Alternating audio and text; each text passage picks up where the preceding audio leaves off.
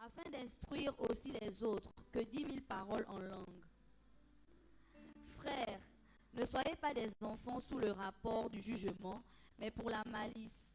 Soyez enfants et à l'égard du jugement, soyez des hommes faits. Il est écrit dans la loi, c'est par des hommes d'une autre langue et par des lèvres d'étrangers que je parlerai à ce peuple. Et ils ne m'écouteront pas, même ainsi, dit le Seigneur. Par conséquent, les langues sont un signe, non pour les croyants, mais pour les non-croyants. La prophétie, au contraire, est un signe, non pour les non-croyants, mais pour les croyants. Amen. Merci. Comme je voulais une nouvelle version de Bible audio, là, on va te prendre pour faire lectrice. Amen. Prions. Éternel Dieu de grâce, Père, nous bénissons et nous glorifions ton nom.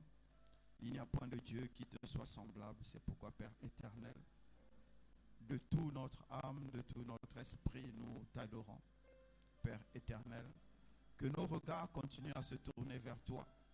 Toi qui es le renumérateur de notre foi et aussi le consommateur de notre foi. Père éternel et Dieu de grâce, ne regarde pas à nos faiblesses et à nos manquements. Au contraire, remplis-nous de ta force, de ton intelligence et de ta sagesse, afin que nous puissions saisir ta parole, Père éternel, et que nous puissions courir selon tes règles, et que nous puissions vivre selon tes préceptes, et que nous puissions avoir la récompense que tu nous as promis. Père, ce soir encore, parle-nous. Parle à notre âme, parle à notre esprit, parle à notre destinée, afin qu'aucune de tes paroles ne tombe à terre, et que chaque parole que nous allons entendre, que nous allons recevoir, puisse être une sémence qui produira en nous ta vie. Merci Seigneur pour ton amour et pour ta grâce. Dans le nom de Jésus, nous avons prié. Amen. Ok, donc, hier, on s'était arrêté sur 1 Corinthiens 4. Excusez pour le retard, c'est la technique. Sinon, moi, j'étais là depuis longtemps déjà. Amen. Légèrement, baisse légèrement le son. Donc, j'avais pris juste l'entrée du chapitre 4. Amen. Qui était là hier, qui a été béni. Amen. Donc, on va sauter parce que je voulais faire de 5 jusqu'à 10.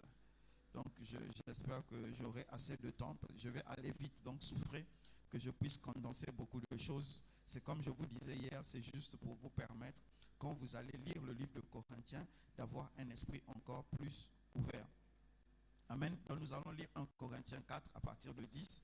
Nous sommes fous à cause de Christ. Mais vous, vous êtes sages en Christ. Nous sommes faibles, mais vous, vous êtes forts. Vous êtes honorés et nous nous sommes méprisés. Verset 11. Jusqu'à cette heure, nous souffrons de faim, la soif, la nudité. Nous sommes maltraités et errons ça et là. Verset 12. Nous nous fatiguons à travailler de nos propres mains. Injuriés, nous bénissons.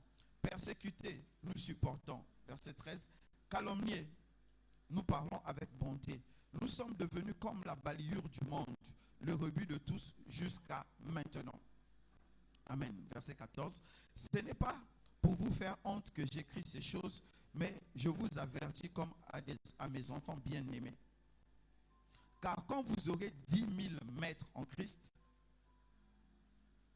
vous n'avez cependant pas plusieurs pères, puisque c'est moi qui vous ai engendré en Jésus-Christ par l'évangile. Verset 16. Je vous conjure donc, soyez mes imitateurs. Amen. Donc ici, Paul parlait à Corinthe. Hier, je n'ai pas trop soulevé ça, mais quand Paul a fini d'œuvrer pour Corinthe, après il était parti, il y a un homme appelé Apollos qui était arrivé, fort dans les Écritures, et il a continué à arroser l'église de Corinthe. Et dans le temps qu'il a arrosé l'église de Corinthe, ça avait créé une division dans l'église de Corinthe. Une division à 3 branches. Il y a certains qui disaient, moi je suis de Paul, d'autres je suis d'Apollos, d'autres de Jésus. Donc ils étaient rentrés dans ce schisme-là. Et quand il y a la pagaille comme ça là dans une église, parce que ça veut dire que la fondation en fait est ébranlée. Amen. Et quand la fondation est ébranlée, il y a beaucoup de fausses doctrines, de fausses pensées, de fausses façons d'être qui entrent à l'intérieur. C'est pourquoi Paul, avant d'aller encore plus loin, parce que tout à l'heure, on va aller encore plus loin, avant d'aller plus loin avec l'église de Corinthe, il commence d'abord par leur dire, moi je vais commencer en bas au verset 16, il dit, soyez mes imitateurs.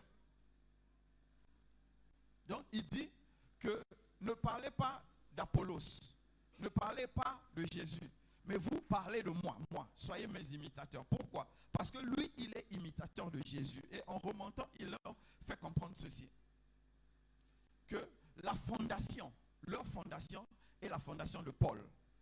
Amen. Quel que soit ce qu'ils vont dire, quel que soit ce qu'ils vont penser, leur fondation est la fondation de Paul. Même si les murs peuvent porter la marque d'Apollos, mais la fondation, c'est la révélation que Jésus a donnée à Paul. Pourquoi Paul leur dit de ne pas regarder vers Apollos, de ne pas regarder vers Jésus? Parce que s'il leur dit regardez à Jésus, chacun va développer sa compréhension de Jésus à sa sauce. C'est pour éviter ces bêtises-là qu'il a dit regardez à moi, soyez mes imitateurs. Et donc à partir de 10, il dit que nous sommes humiliés, rejetés, tout ça, enfin, tout ce qu'il a cité là, c'était pour faire comprendre aux gens de Corinthe que ce n'est pas la grandeur matérielle qui fait de lui leur père spirituel. Amen. Quand il dit jusqu'à cette heure nous souffrons de faim, de la soif, la nudité, nous sommes maltraités, errant ça et là. Donc ça veut dire que je suis un homme qui n'a pas de valeur, qui n'a pas de possession. Je n'ai rien de matériel qui puisse attirer un regard. Mais il dit, malgré ça, soyez mes imitateurs. Il n'est pas en train de leur demander d'être ses imitateurs pour être errant ça et là, pour être humilié et tout ça. Ce n'est pas de ça. En fait, il parle de la fondation, qu'ils se rappellent des enseignements qu'il leur a donnés, de la qualité des enseignements qu'il leur a donnés, comment il leur a démontré Jésus. C'est de ça que Paul est en train de parler ici. Donc, les trucs qui venaient, les enseignements qui venaient, il y avait plusieurs enseignements. Il y avait les enseignements de l'élévation, de l'accomplissement, de la richesse, des partis pris. C'est pourquoi Paul donc a rappelé aux Corinthes que je suis votre père spirituel, suivez ce que je suis en train de vous dire. Amen. Donc, rapidement, en glissant avant que je passe au chapitre 5, les questions, gardez ça pour vendredi, pardon. Comme ça, vendredi, on pourra déborder un peu. Donc, notez vos questions et je répondrai à toutes les questions et toutes les inquiétudes le vendredi. Amen. Pour me permettre d'avoir un peu le temps d'avancer. Donc, je disais que je vais glisser un peu. Vous savez, quelqu'un qui va quelque part et qui veut accomplir quelque part, à un moment donné, doit avoir un modèle. Amen. Doit avoir un modèle. Le modèle qui lui donne la fondation, le modèle qui lui donne la forme. Et après, quand le modèle disparaît, ça veut dire que celui qui a été formé apparaît. C'est pourquoi la Bible a dit, le disciple n'est pas plus grand que son maître. Tout disciple accompli devient le maître. C'est bon là, c'est passé? Ok. Donc, suivez-moi. Si vous êtes mes fils et mes filles, quand on va vous rencontrer quelque part, ma façon d'expliquer l'évangile, c'est votre façon d'expliquer l'évangile. Si votre façon d'expliquer l'évangile est différente de la mienne, vous n'êtes pas des hybrides, vous êtes des bâtards. Parce que hybride, ça c'est mélange. Ça c'est des bâtards. Maintenant, si je ne suis que ton pasteur, bon là tu es libre, tu fais ce que tu veux. Mais si je suis ton père spirituel, tu dois avoir ma fondation, tu dois avoir ma forme. Et je reviens comme Paul l'a dit, ce n'est pas parce que je ne suis pas devant 10 millions de personnes, ce n'est pas parce que je n'ai pas encore acheté hélicoptère, que ça vienne, que ça ne vienne pas, ça ne change rien. Ce n'est pas ça qui me qualifie pour le ciel.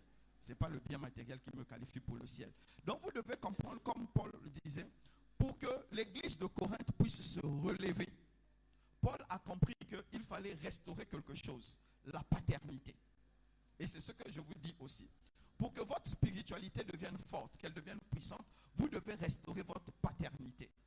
Qui est votre père? Qui est le modèle que vous copiez, qui vous suivez? Si tu m'as compris, acclame le Seigneur.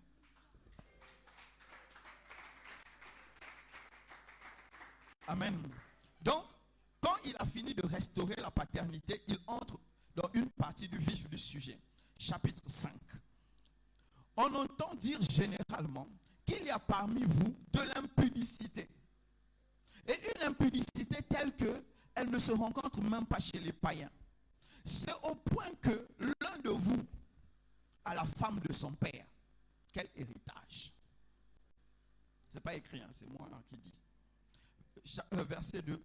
Et vous êtes enflés d'orgueil. Et vous n'êtes pas plutôt dans l'affliction, afin que celui qui a commis un tel acte fût ôté au milieu de vous. Un peu de lévi vous fait lever toute la patte. Je passais. Verset 3. Pour moi, absent de corps, mais présent d'esprit, j'ai déjà jugé comme si j'étais présent. Celui qui a commis un tel acte, au nom du Seigneur Jésus, vous et mon esprit étant assemblés avec la puissance de notre Seigneur, qu'un tel homme soit livré à Satan pour la destruction de la chair, afin que l'esprit soit sauvé au jour du Seigneur. Amen. Voilà.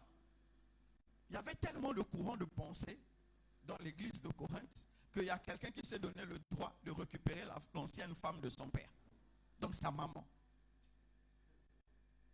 Oui, qu'elle ait accouché ou pas, c'est sa maman. À partir du moment où une femme a été la femme de ton père, d'une manière ou d'une autre, même si tu l'appelles tati, tanti, totu, c'est ta maman.